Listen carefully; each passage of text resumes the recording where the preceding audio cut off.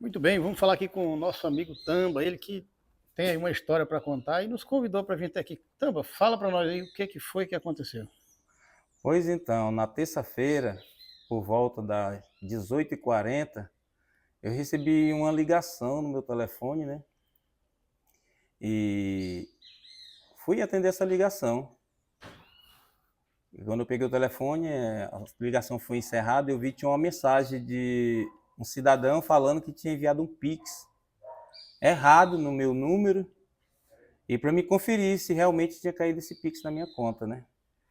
E verifiquei, realmente tinha caído esse Pix na minha conta, um valor alto. E eu falei para ele que eu estava ocupado, realmente eu estava ocupado, estava fazendo piso aqui, colocando. E falei para ele que voltava a falar com ele e nós resolvia isso aí sim, que ele pediu que eu tivesse um bom senso para devolver, né? Falei que sim. E voltei a falar com ele depois, quando eu terminei, desocupei. Nós entramos num acordo. Ele queria que no primeiro horário eu fosse para o banco e não dava, porque eu tinha compromisso, tenho um compromisso com a construtora. Eu presto serviço nos condomínios, eu estava com um serviço lá também atrasado já. E justamente nesse horário que ele queria que eu fosse, era o horário que eu ia para o condomínio. E assim nós acertamos. O horário de meio-dia, nós íamos no banco para fazer a devolução do dinheiro dele. Era um valor de R$ 11.900 que caiu na minha conta. E, e daí, nós acertando assim, quando terminei de falar com ele, já era umas 21h20 da noite, esse horário aí. Escutei uma pancada no meu portão, quase derrubando o portão por diversas vezes. Aí o meu filho foi atender, aí eu vi que era a polícia. Isso à E noite. à noite já. E eu fui de encontro lá ver o que estava acontecendo. Eu também já suspeitei que fosse isso, porque nas nossas conversas ele tinha falado que já sabia onde eu morava, tinha meu endereço, tudinho e tal. Mas já tinha combinado para o outro dia ir no banco. Já tinha combinado. E eu falei assim, não, sim, eu moro nesse endereço já há 30 e poucos anos. Eu relatei que eu sou mototáxi, tenho uma ficha na Centran, tem meus dados, tudo lá. E em nenhum momento eu fui omisso a devolver, né? Porque eu me vi no lugar da pessoa, né? E não tenho esse relato ou histórico, né, de me apropriar de algo de ninguém. Então, aí eu fui atender a polícia já chegou me acusando, falando que era para me devolver o Pix do rapaz naquele momento ali, porque eu estava sendo acusado de apropriação indébita, crime do qual eu não cometi. E o meu filho foi falar para os policiais que como que era apropriação indébita, se o rapaz tinha feito o Pix para mim, e em momento algum eu estava me recusando a devolver. E tal, já tinha acertado o horário tudinho. Tal. O policial foi muito truculento com ele, pediu para ele se retirar, que era melhor para ele. E assim ele fez. E eu tive que pegar meu telefone, colocar na mão do policial, abrir para ele abrir os áudios, escutar tudinho que o que eu estava falando era verdade, porque a minha palavra não valia nada, sabe? Isso ali é diante da minha família, minha esposa do lado, eu tenho um netinho pequeno de 3 anos, ficou muito assustado, da qual ele não dormiu direito, ele dormia, ele acordava chorando, gritando, falando se a polícia entra lá para matar todo mundo, pela ação que eles chegaram batendo no portão de casa.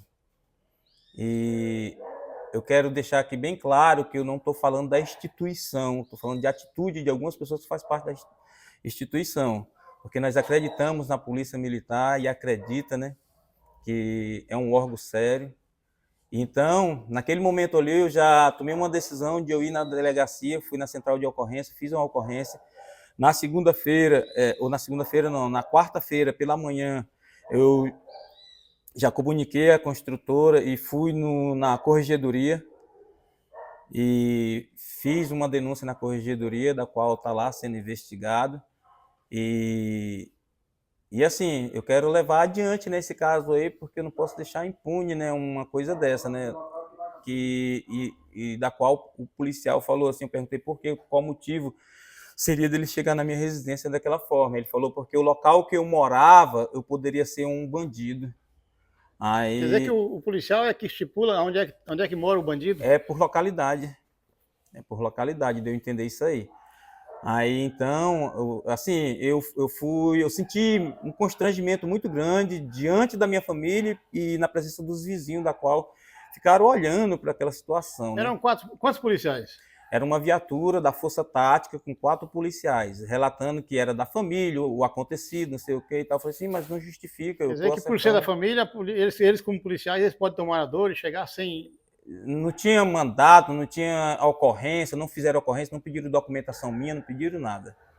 E então foi muito chato aquela situação ali, foi constrangedor, entendeu? Eu não consegui dormir à noite, porque eu nunca tinha passado por isso, igual eu tô falando, é uma instituição da qual eu acredito, né, muito, né, e confio no trabalho deles. Mas no meio tem pessoas dessa forma. E, e o meu netinho, né, ficou muito assustado, abalado com isso também, né, da qual ele via a polícia como super-herói nessas coisas, né, criança, né, e ele não entende igual nós entendemos. Aí, no dia seguinte, eu fui na Caixa Econômica com o cidadão do Pix, que eu acredito que ele seja de posto de gasolina, porque o Pix dele é Comércio Santa Fé, né? Comércio de Combustível Santa Fé. E nós fez a devolução lá na Caixa Econômica perante o gerente, e ele falando para mim não fazer nada, não registrar nada contra os policiais, porque isso aí não ia dar em nada. E eu falei para ele assim que não ia tocar para frente, porque o que eu passei, qualquer um poderia fazer isso também. Você contando uma história é uma coisa, você viver na pele é outra. E ele falou assim, porque eu ia sofrer perseguições da parte dos policiais, eu falei que eu não tinha problema nenhum sobre essa parte. Sobre isso aí, não tenho, porque eu trabalho, eu mantenho as minhas coisas em ordem, em dias, tudo direitinho, já para ninguém botar a mão no que é meu, ou me acusar de algo. Moro nesse endereço aqui já há 30 e poucos anos. Se você perguntar da minha vizinhança, se eu tenho esses relatos, se eu tenho essas...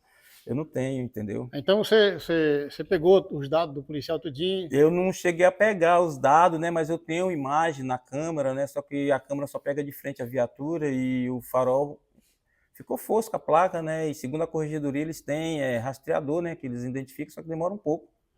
Mas eles vão saber qual é a viatura que estava naquele exato momento lá, para identificar quem eram os policiais, né? E foi dessa forma que aconteceu comigo, né?